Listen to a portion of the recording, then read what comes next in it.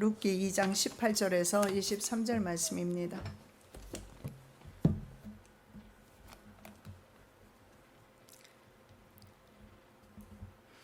그것을 가지고 성읍에 들어가서 시모에게 그 주운 것을 보이고 그 배불리 먹고 남긴 것을 내어 시모에게 드리매 시모가 그에게 이르되 오늘 어디서 주었느냐 어디서 일을 하였느냐 너를 돌아본 자에게 복이 있기를 원하노라. 룻이 누구에게서 일한 것을 시모에게 알게 하여 가로되 오늘 일하게 한 사람의 이름은 보아스니이다.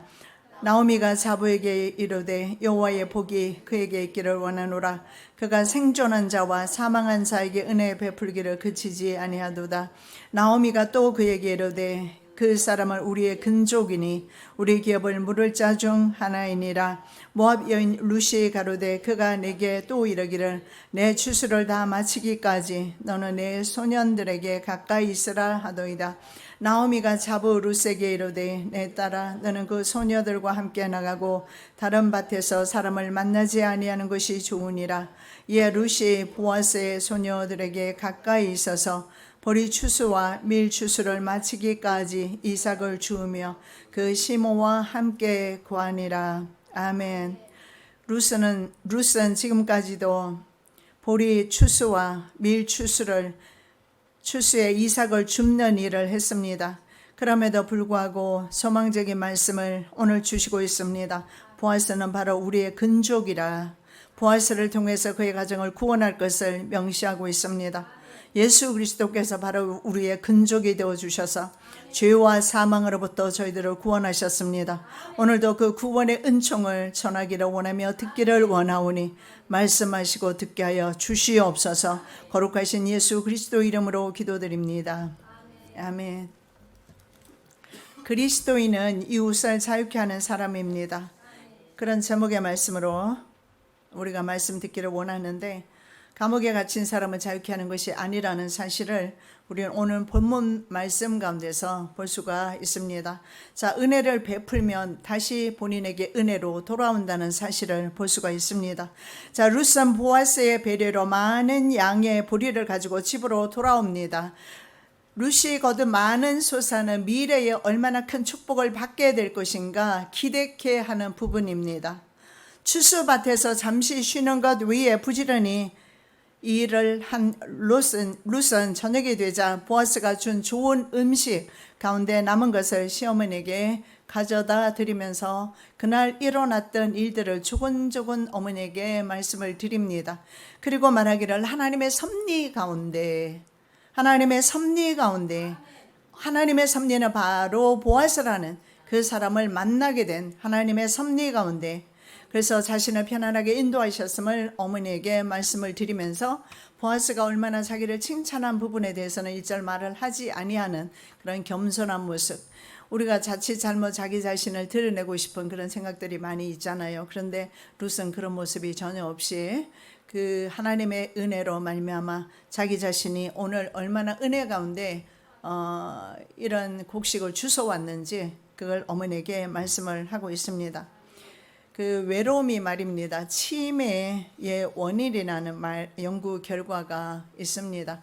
저는 좀 그런 부분을 이해를 합니다. 혼자 이렇게 한국에서 자녀들도 없이 지내보니까 참 이 하나님 없는 사람의 외로움은 얼마나 클까 이런 생각을 해보기도 합니다. 그래서 여러분의 부모님이 계신다면 자주 찾아뵈 들으시고, 자, 바로 10계명 중에 첫째 대인계명에서 첫째 계명이면서 10계명 중에서 다섯째가 바로 부모 공경 계명입니다. 요즘에 이제 노인들은 할 일 없는 것이 가장 큰 두려움이고 돈이 없는 것, 또 하나가 있는데 바로 외로움입니다. 이 세 가지가 노인의 가장 큰 문제라고 합니다. 자, 남편과 두 아들을 모두 잃었습니다. 철저하게 외톨이가 된 나오미를 배려하는 사람이 바로 룻입니다. 그래서 어쩌면 룻이 돌아오기만을 기다리고 있었을 겁니다. 룻은 뚝뚝하게 대하지 아니하며 일어났던 모든 일들을 어머니와 함께 나누는 그런 아름다운 사교성이 많고 부침성이 있는 정말 아름다운 그런 며느리, 딸의 모습을 보여주고 있습니다. 밀레의 만종 그림을 한번 보시기 바랍니다. 밀레의 대표작 중에 하나입니다. 그림 만종을 보면 가난 속에서도 감사드리는 모습이 보입니다. 여기에 이 모습을 통해서 성실하고 근면한 룻의 모습을 보는 것 같습니다. 부부 농부가 건너편에 있는 교회에서 저녁 종소리를 들으면서 들판에서 감자 캐기를 그만두고 손을 모아 하나님 앞에 감사 기도를 드리는 모습을 봅니다.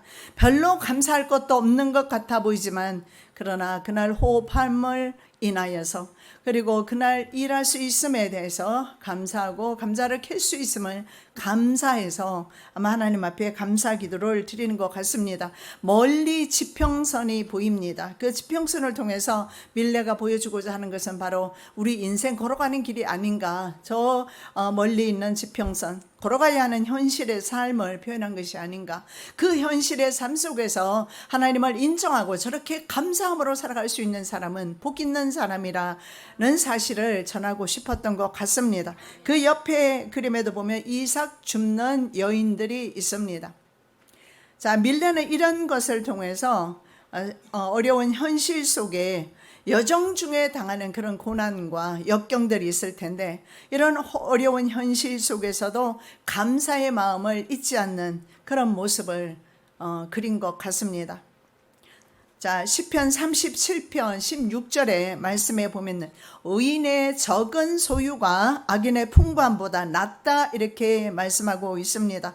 No pain, no gain. pain 없이, 고통 없이 얻는 것이 없습니다. 불행의 깊이만큼 행복을 느낀다는 것은 여러분 살아본 사람은 이해하고 있습니다. 그래서 우리는 떼돈 벌려고 하는 노력 자체가 하나님의 뜻과는 상관이 없으며 불순종이라는 사실을 알 수가 있습니다. 예, 그렇습니다. pain 없이 no pain, no gain 얻는 것이 없다. 우리는 하나님 안에서 아름답게 연단받고 많은 복을 받는 룻은 정말 연단 속에서도 남편이 죽고 그리고 이제 아무것도 없는 상황에서 주우러 다니야 하는 그런 상황 속에서 또 룻은 굳건하게 믿음으로 걸어가는 모습을 볼 수가 있습니다. 나오미는 며느리가 누구의 밑에서 일했는지 알지 못한 상태에서 이렇게 말합니다. 너를 돌아본 자에게 복이 있기를 원한다. 근데 보아스가 사실은 먼저 룻을 돌아보았습니다. 이것이 바로 여러분 영적 세계의 비밀입니다. 하나님께서는 하나님의 성도들을 돌아보게 하신다는 사실을 볼 수가 있는데 바로 룻이 어머니를 돌아보는 삶을 살았기 때문에 보아스가 룻을 이미 돌아보았고 그리고 나오미는 알지 못한 상태에서 룻을 돌아본 자에게 복을 빌어주고 있습니다. 룻이 땅에 엎드려 절하며 그에게 이르되 나는 이방 여인이오늘 당신이 어찌하여 내게 은혜를 베푸시며 나를 돌아보시나이까. 이 말씀은요 나는 단지 only a foreigner입니다. 이것은 나는 단지 이방인입니다. 한 사람의 이방인에 불과합니다. 그리고 그 다음에 말씀에 보니까 내가 이런 은혜 받을 무슨 일을 했습니까? 이런 질문을 해요. 나는 아무것도 보아스에게 즉 은혜 받을 만한 일을 나는 보아스에게 한 적이 없습니다라고 그렇게 말합니다. 그래서 보아스는 이렇게 보아스에게 은혜 받을 자격 없는 한 이방인에 불과한 나를 돌아보십니까? 룻이 이렇게 말해요. 20절 말씀입니다. 그가 생존한 자와 사망한 자에게 은혜 베풀기를 그치지 아니하도다. 생존한 자는 바로 나오미와 룻을 가리키며 사망한 자는 그의 두 아들 그리고 남편을 가리킬 것입니다. 여기에 물론 그라는 단어가 하나님을 가리킬 수도 있고 그리고 보아스를 가리킬 수도 있습니다. 만일에 여호와로 해석한다면 메시아 왕조와 그 왕조의 통치 이념의 핵심이고 바로 그 기원이 되는 개념이 있어요. 그것이 바로 메시아 왕국의 핵심 단어가 바로 헤세드입니다. 은혜입니다. 이게 무조건적으로 주어지는 은혜, 하나님의 은혜입니다. 이것이 바로 메시아 왕조 통치 이념 중에 하나입니다. 자, 이 은혜 헤세드라는 것은 은혜 받을 자격 없는 사람에게 거저 주어지는 그래서 전혀 법적인 의무가 없는 상태에서 은혜 받을 자격 없는 사람에게 주어지는 사랑과 긍휼입니다. 받는 사람에게는 어떤 조건이 주어지지 않습니다. 어떤 조건을 요구하지도 않습니다. 오직 주는 사람의 마음입니다. 그것이 바로 사랑과 긍휼입니다. 주는 사람이 은혜를 베푸는 것입니다. 자, 그렇다면 시어머니에게 은혜를 베푼 사람은 바로 룻입니다. 그리고 룻에게 보아스가 은혜를 베풀고 있단 말입니다. 그래서 이것은 바로 오늘 우리 제목과 일치합니다. 그리스도인은 바로 이웃을 자유케 하는 사람이다. 은혜를 베푸는 사람이다 라는 것입니다. 자, 헤세드는 그래서 이렇게 하나님과의 관계에서 하나님께서 우리에게 무조건 주어지는 은혜를 가리키는 단어이기도 하지만 사람 관계 속에서도 사용이 됩니다. 룻이 나오미를 쫓아 베들레헴으로 돌아올 책임이 없는 상태에서 나오미와 함께 이방인 지역으로 와서 어머니를 봉양하는 것이 바로 헤세드였습니다. 그리고 보아스는 룻에게 역시 헤세드를 베풀어요. 그래서 은혜는 베풀 만큼 자신에게 돌아온다는 사실을 믿으시기 바랍니다. 자, 헤세드가 온이스라엘 공동체와 다윗의 집안 그리고 그 후손인 예수 그리스도를 통해서 온 세상에 실현됩니다. 예수 그리스도의 그 사랑과 은혜가 있기 때문에 오늘 이 자리에서 우리는 하나님을 아버지라 부르고 있는 것입니다. 자, 룻에게는 남편을 주셨습니다. 룻에게는 남편을 주시고 나오미에게는 생명의 회복자, 노년의 회복자, 손자 아니겠습니까? 근데 그 손자가 보아스의 이름으로 계승되는 것이 아니라 자기 아들의 이름으로 계승됩니다. 그래서 그 계보가 끊어지지 않게 돼요. 그래서 바로 노년의 회복자를 주셨습니다. 궁극적으로 인류에게 예수 그리스도를 주시는 것을 예표하고 있습니다. 자, 하나님의 은혜는 예수님을 통해서 나타납니다. 보아스는 나오미 가정의 기업 물을 자로 등장합니다. 예수 그리스도는 바로 온 인류의 기업 물을 자로 등장합니다. 이 기업을 물은다라는 것은 팔려간 그런 기업들을 다시 되사오는 것을 말하고 팔려간 사람을 되사오는 것을 말합니다. 즉 다른 사람을 자유케 해주는 사람을 기업 물을 자 리디머라고 합니다. 예수 그리스도가 바로 리디머입니다. 예수 그리스도를 세이비오리라 구속자라고도 말씀하지만 이 구속자라는 말 자체가 바로 리디머입니다. 그래서 예수님이 온 인류의 기업 물을 자, 즉 형제에 대한 책임을 완수하는 그런 분이 바로 예수 그리스도이심을 성경에서 말씀하고 있습니다. 자, 그리스도인은 이웃에게 해방과 자유를 주는 사람입니다. 20절입니다. 그 사람은 우리의 근족이니 우리 기업을 물을 자 중 하나이니라. 근족이라고 말합니다. 반드시 관계가 있어야 하는데 친척이어야 합니다. 기업 물을 자를 고엘이라고 합니다. 고엘. 자, 직역을 하면 그는 저당 잡힌 우리 땅을 물을 권리가 있다. 물은다는 것은 되사오는 것을 말해요. 왜 물건을 사고 무르기도 하잖아요. 그걸 말하는데 되사오는 것을 말합니다. 그렇다면 이 고엘은요, 자기 손해를 감수하는 사람입니다. 누굴 위해서? 형제를 위해서. 자, 고엘은 누군가를 속박이나 억압에서 자유케 해주는 것입니다. 그리고 두려움에서 해방해서 두려움이나 불안에서 해방시켜주는 사람이 바로 고엘입니다. 그래서 성경 말씀에 고통당하는 형제가 있는데 근족이 있는데 돌아보지 않는 것은 악한 일이다. 여러분이 이렇게 생각합니다. 부모가 나를 버렸는데 형제가 나를 돌아보지 않았고 형제가 나에게 이렇게 악하게 했는데 내가 왜 그 형제를 돌아봐야 하며 부모를 공경해야 하며 그런 형제 일간 친척을 돌아봐야 하는가? 그건 이방인들의 생각입니다. 그리스도인은 상관없습니다. 근족이라는 이유 하나만 가지고 은혜를 베풀어야 합니다. 룻을 보십시오. 룻이 도대체 무슨 책임감을 가져야 합니까? 남편 없는 시집에서 말입니다. 그리스도인은 책임을 져야 합니다. 관계는 중요하지 않습니다. 남편과의 관계, 아내와의 관계, 아니면 부모 자식 간의 관계, 아니면 형제 간의 관계. 전 미국에 살면서 대부분의 형제들이 서로 연을 끊고 사는 걸 봤습니다. 와서 전부 돈 문제로 걸렸습니다. 처음에는 외로워서 형제를 불렀다가 서로 돈 문제로 걸려서 나중에는 보지 않는 그들을 보면서 그리스도인이, 그리고 한 교회 안에서 말입니다, 보지 않고 그렇게 한 교회에서 하나님을 섬기는 사람을 보면서 저는 그분에게 말했어요. 당신의 모든 봉사와 충성, 헌신은 하나님께 연락되지 않습니다. 당신 누나에게 가서 먼저 사과하십시오. 누나가 이렇게 했는데요. 상관없습니다. 누나가 당신에게 어떻게 했든 간에 당신은 하나님 그 누나에게 가서 사과하지 않는다면 하나님 앞에 연락되지 않습니다. 그분이 가서 사과를 하더라고요. 얼마나 자유케 되었습니까? 자신도 자유하고 누나도 하나님 앞에 자유케 되고요.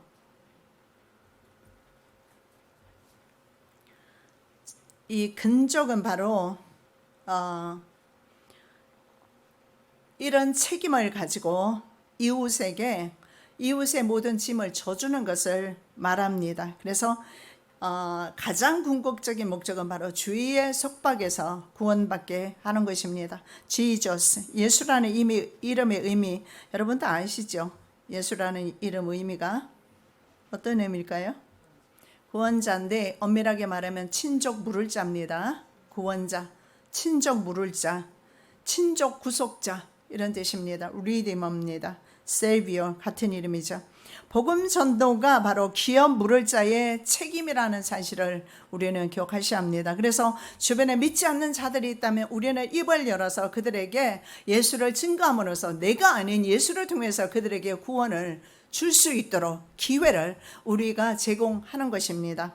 에스겔에게 생명을 살리지 않은 경우에 그 피값을 너에게 묻겠다 이렇게 하나님은 말씀하십니다. 자, 고엘 친족 물을 자는 첫째, 형제가 빚을 지고 그 빚을 갚지 못해서 자신의 몸이 팔려갔습니다. 종이 되었어요. 그랬을 때 근족이 있으면 그 형제 중에 아니면 가까운 친척이 있으면 반드시 그 형제를 되사와야 합니다. 사오지 않으면 희년이 되면 그는 자유롭게 될 것입니다. 이 희년은 말할 것도 없이 완전히 자유케 되는 천국을 예표하지만 희년이 되기 전에 형제의 의무를 감당해야 되는데 바로 팔려간 형제를 되사와야 돼요. 돈 주고. 그래서 내 경제적인 손실이 따릅니다. 그럼에도 불구하고 형제에 대한 책임을 감당할 때 하나님께서 그때 기억하시고 우리에게 은혜를 베푸신다는 사실입니다.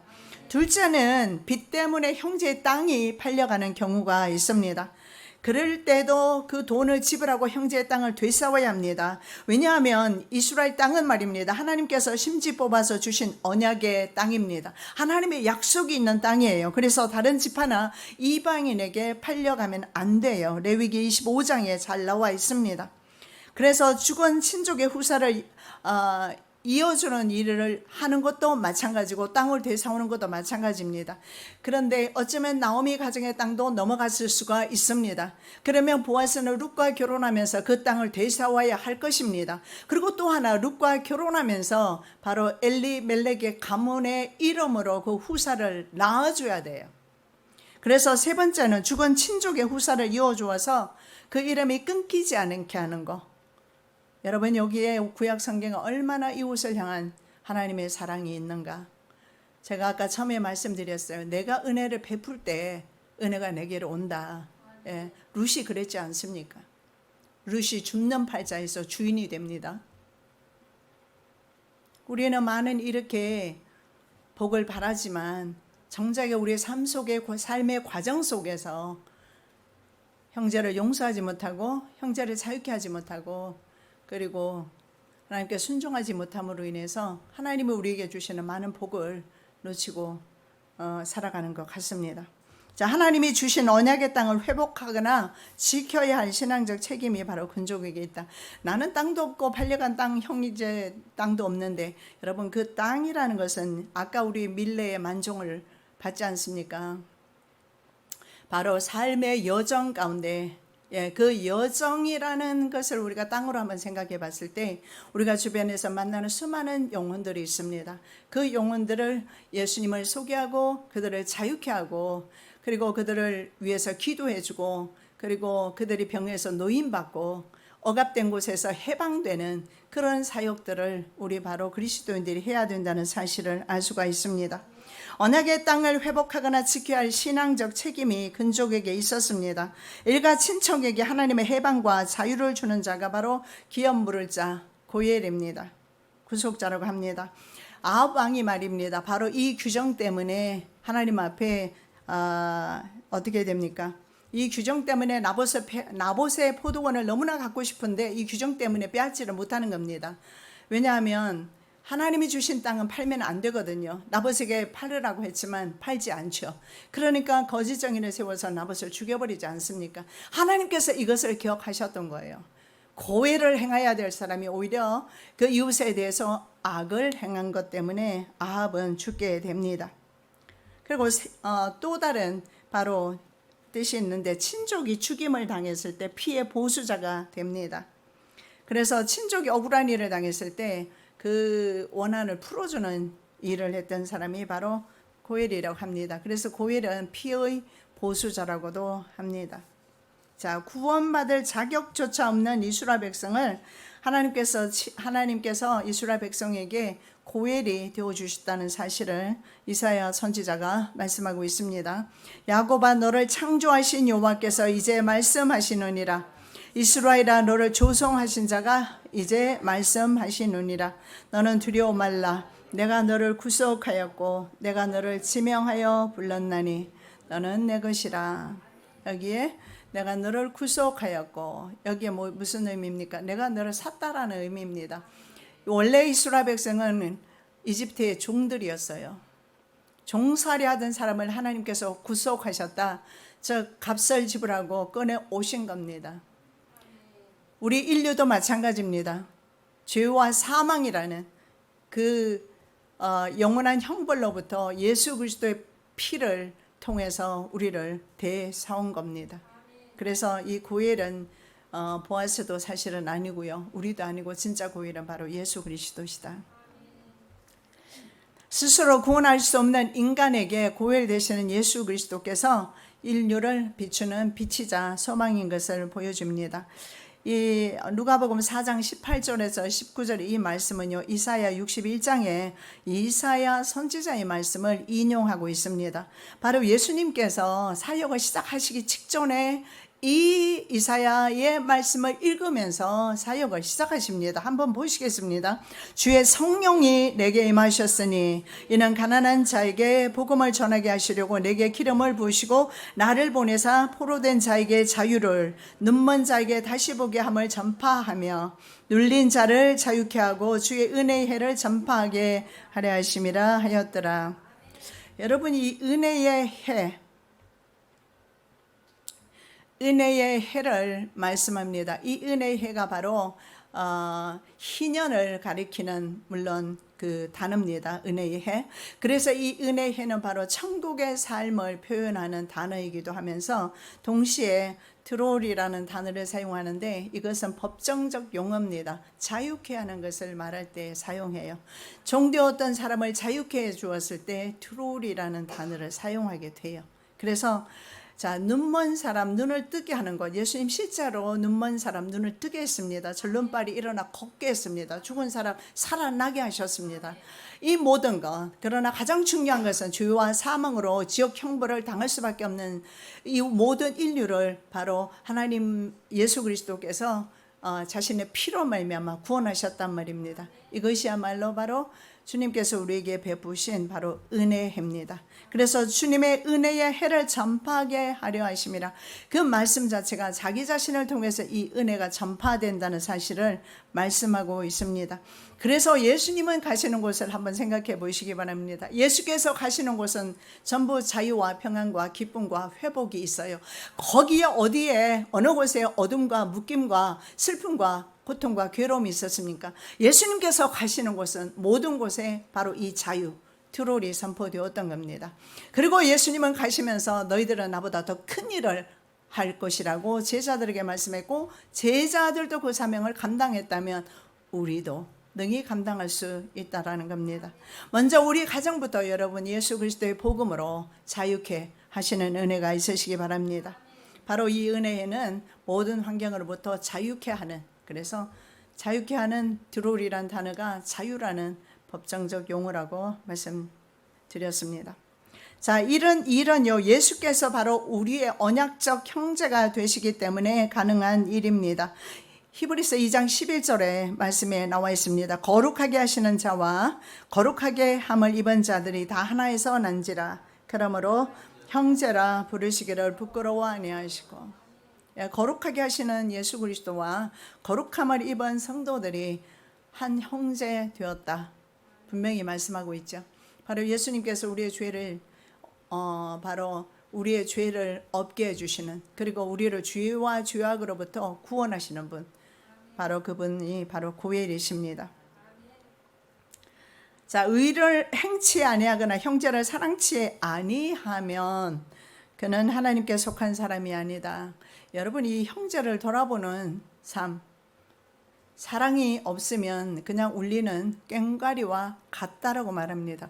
우리가 얼마나 면밀하게 형제의 사정을 살펴야 하는지 보여주는 대목입니다. 형제를 사랑하지 아니하면 하나님께 속한 사람이 아니다. 요한일서 3장 10절에 그렇게 말씀합니다. 하나님의 사랑이면 반드시 형제, 심지어는 내가 처음 만난 사람일지라도 그리스도 안에서 우리는 하나 된다면 그는 형제입니다. 처음 만난 사람에게라도 은혜를 베푸는 사람, 우리는 바로 그 고엘이 되어야 할 것입니다. 무심하게 내가 돌아보지 아니함으로 인해서 그 사람이 때로는 죽을 수도 있고 또 생과 사의 그 갈림길에 설 수도 있습니다. 여러분, 중요한 게 있어요. 이웃을 돌아보고 싶은데 여러분 안에 예수의 사랑이 없으면 돌아볼 생각을 못해요. 아무리 제 설교를 들어도 여러분 안에 그리스도의 사랑이 없으면 돌아볼 마음이 생기지 않습니다. 왜냐하면 눈에 보이지 않으니까요. 그래서 사랑이 없다면 하나님의 사랑을 덧입혀 주시라고 기도하셔야 할 겁니다.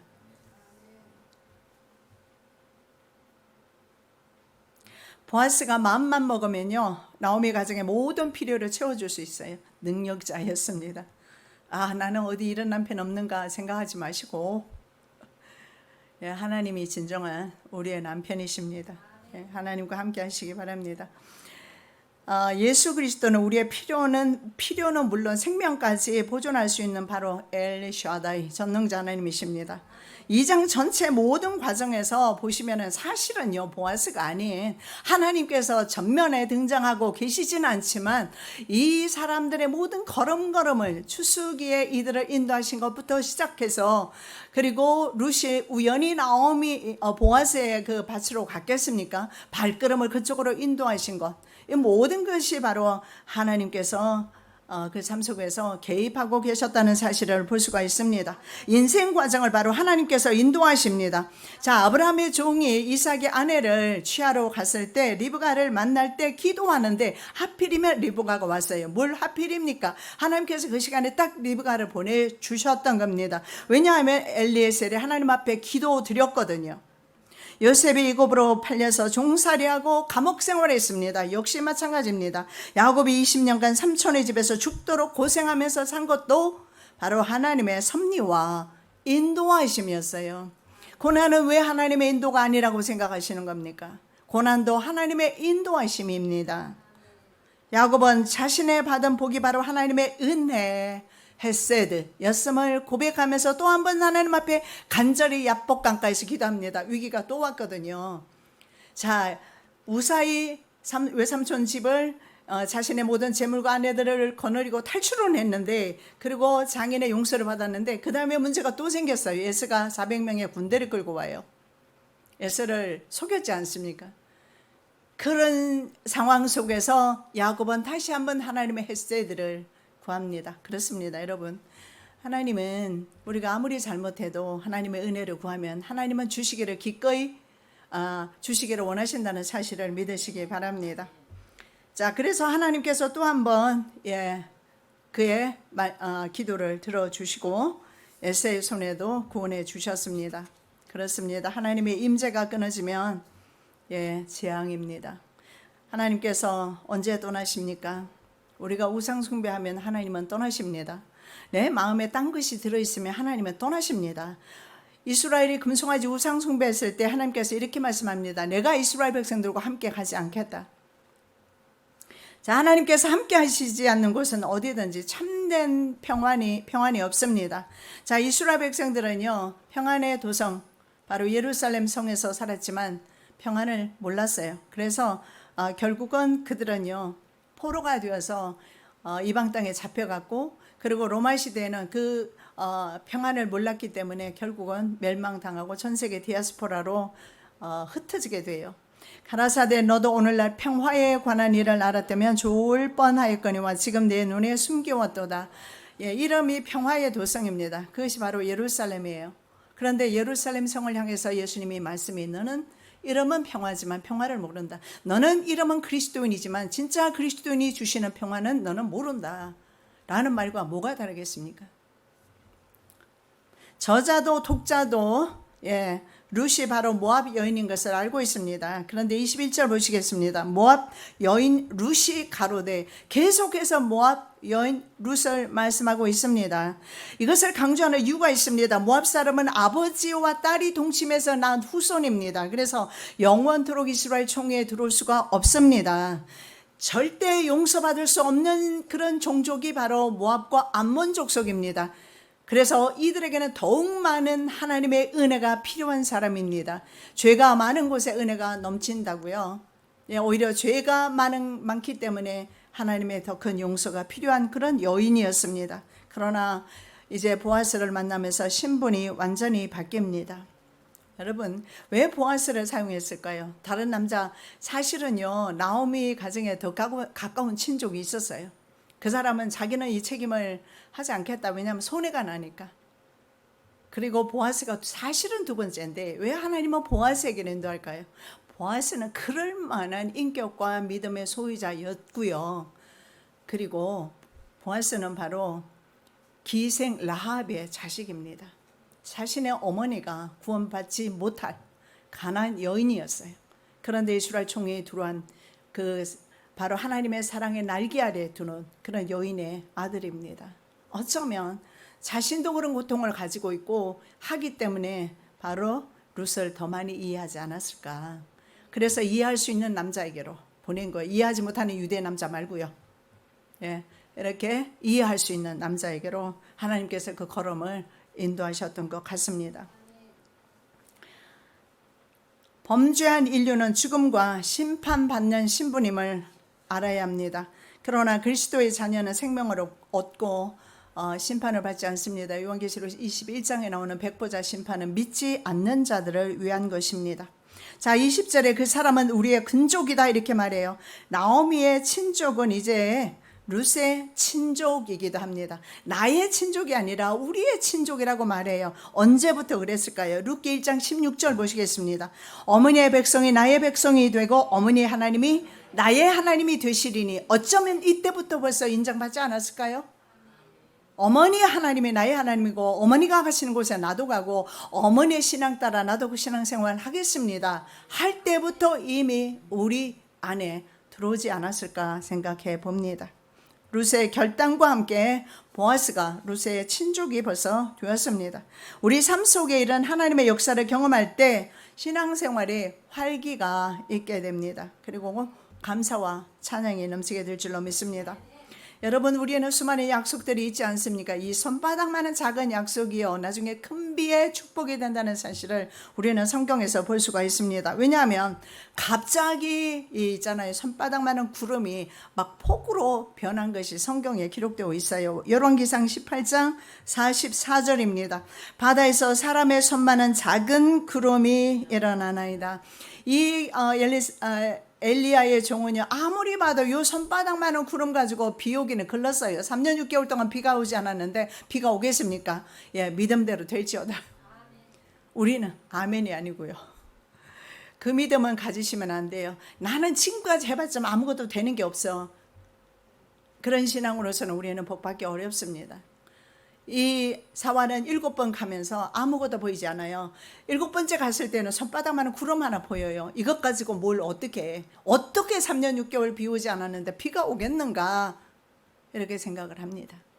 그런데 보십시오. 이 손만한 작은 구름이 삽시간에 폭우로 변하게 돼요. 그리고 3년 6개월 동안 메말랐던 대지를 온전히 적셔버립니다. 시내가 생겼거든요. 평면에서 이렇게 수직으로 형성되는 그런 거대한 산처럼 생긴, 아니면 거대한 탑처럼 생긴 그런 묵직한 짙은 구름이 있습니다. 이것을 여러분 들어보셨겠지만 정난운이라고 그러고 센비 구름이라고 그래요. 정난운. 근데 구름 대부분이 물방울 집합체로 되어 있습니다. 그리고 특히 그 구름의 꼭대기 쪽에 가면은요, 아주 차가워서 그 구름 그 결정체가 얼음으로 되어 있대요. 그래서 정난운은 일반 구름과는 반대로 아래는 따뜻한 공기 덩어리가 있고 위에는 무거운 바로 이 얼음 결정체들로 구름이 그렇게 형성되어 있어요. 그러면 이거는 무게가 벌써 틀렸잖아요. 아래가 무겁고 위에가 가벼워야 하는데 지금 반대로 되어 있어요. 그래서 이것 때문에 정난운이 나타나게 되면요, 무거운 이 잘못된 그 위치로 인해서, 무게의 위치로 인해서 주변의 대기가 불안정해진답니다. 대기가 불안정해지면서 상승 기류가 발달합니다. 그러면서 정난운의 두 공기 덩어리 완전히 다르잖아요. 차고 뜨겁고 이 다른 공기 덩어리가 서로 삽시간에 빠른 속도로 막 뒤섞이게 된답니다. 무거운 것을 내려오게 되고, 그러면서 천둥과 번개가 동반된 갑자기 센 비가 오게 돼요. 그래서 집중적으로 퍼붓습니다. 그래서 사막에는 갑자기 없던 강이 생기는데 그것을 와디라고 그래요. 얼마 전가 바로 몇 시간 전에만 해도 강이 없었는데 강이 생겨요.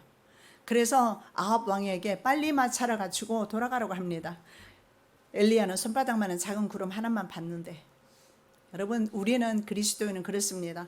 완전히 열리는 것이 아니라 열리기 전부터 우리는 믿음으로 걸어가는 거예요. 그러면 때가 되었을 때 열리게 된다는 사실입니다. 중요한 것은 하나님과 동행하는 삶이 필요합니다. 자, 이사야 선지자의 말씀을 한번 들어보면요, 광야에서 물이 솟겠고 사막에서 시내가 흐를 것이라고 35장 6절에서 말씀합니다. 그리고 이사야 43장 19절에서 20절 말씀 보시겠습니다. 보라, 내가 새 일을 행하리니 이제 나타낼 것이라. 너희가 그것을 알지 못하겠느냐. 정령이 내가 광야의 길과 사막의 강을 내리니 장차 들짐승 곧 시랑과 및 타조도 나를 존경할 것은 내가 광야의 물들을 사막의 강들을 내어 내 백성 나의 택한 자로 마시게 할 것임이라. 이사야 선지자는 이 정난운에 대해서 알고 있었을 겁니다. 왜냐하면 다른 모든 이스라엘 사는 사람들이 알았지 않겠습니까? 이런 정난운, 지중해에서는 기후가 좀 그래요. 전혀 맑은 날씨로 있었는데 갑자기 구름 한 덩어리가 하나 생기면서 이런 폭우가 생기는 경우가 있습니다. 이것이 바로 지중해성 기후인데, 자, 이렇게 되었을 때 이사야 선지자가 지금 예언하는 말씀이 이 말씀이에요. 전혀 사막에서 물이 솟아날 수 없어요. 내 환경에 물이 솟아날 수가 없어요. 그건 여러분의 생각이에요. 내 환경이 하나님의 손에 올려드려졌을 때 하나님은 샘이 있게 하고 시내가 흐르게도 하신다는 사실을 오늘 본문에서 말씀하고 있습니다. 사막 같은 나의 환경은 중요하지 않습니다. 하나님의 임재가 더 중요합니다. 하나님의 은혜가 더 중요합니다. 하나님의 은혜가 임할 때 강이 흐르는 아름다운 환경으로 변하게 될 것입니다. 룻은 보리 추수와 밀 추수 끝날 때까지 약 7주간 기간을 보아스의 허락으로 그의 밭에서만 이삭을 줍습니다. 7주가 지나면 이제 그날이 언제냐면 유대 3대 절기 가운데 하나는 바로 오순절이 다가옵니다. 77절 맥추절이라고 하기도 하는데 보리 추석 기간이에요. 그래서 3대는 이스라엘 3대 절기는 이스라엘이 명절로 지키고 잔치입니다. 여러분 여기에서 우리가 벌써 예고하고 있다는 사실을 보여집니다. 이 절기가 다가온다는 사실은 보아스와 룻의 결혼식이 곧 있게 되겠구나 하는 것을 말입니다. 여러분 하나님을 기대하십시오. 그러면 룻과 같은 아름다운 결론으로 우리의 인생이 끝날 것이나 우리가 끝까지 하나님을 부인하고 없는 것처럼 살아간다면요, 우리는 언제나 내 힘으로 살아야 될지 모르겠습니다. 하나님께서는 성도의 모든 길에서 함께 하십니다. 역사는 저절로 흘러가지 않습니다. 하나님에 대한 직접 언급 없지만 모든 사건 진행 과정에서 하나님께서 함께 하십니다. 남자가 아니어서 심지어는 일용 근로직으로 보리 추수 직접 참여도 하지 못하는 여자의 신분이었어요. 죽을 수밖에 없는 그런 여자였습니다. 일꾼이 떨어뜨려 준 것을 줍는 팔자 여자, 상관없습니다. 그는 바로 하나님의 은혜 안에 들어왔습니다. 하나님은 주의 날개 아래 거하러 온 사람을 내치는 법이 없습니다. 룻기 2장 12절입니다. 여호와께서 내 행한 일을 보응하시기를 원하며 이스라엘의 하나님 여호와께서 그 날개 아래 보호를 받으러 온 내게 온전한 상 주시기를 원하노라. 룻의 날개는 보아스 자신입니다. 나오미의 고백처럼 그는 생존한 사람이나 죽은 사람에게 은혜를 베푸는 사람입니다. 그렇습니다. 자, 룻의 바로 날개는 누구였습니까? 보아스였습니다.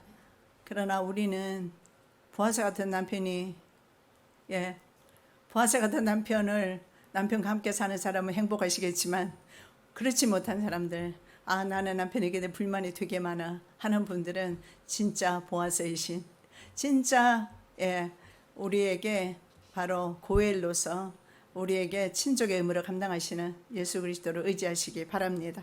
살아계신 아버지 하나님 참으로 감사합니다. 인생 가운데 좋은 사람 만나는 것, 특히 아버지 하나님 인생 가운데 아버지 하나님 남편 잘 만나는 것 복입니다. 우리의 자녀들에게 결혼의 축복을 허락하여 주시옵소서. 그리고 내가 바로 이웃을 위한 보아스가 되게 도와주시고 이웃을 자유케 하며 이웃에게 은혜를 베푸는 바로 보아스가 될 수 있도록 은혜 베풀어 주시옵소서. 왜냐하면 예수 그리스도께서 우리에게 은혜를 베푸셨고 사망 권세로부터 우리를 자유케 하셨기 때문입니다. 우리는 마땅히 이웃에 대한 사랑을 실천해야 합니다. 고엘의 사명을 감당케 하소서. 예수 그리스도 이름으로 기도드립니다. 아멘.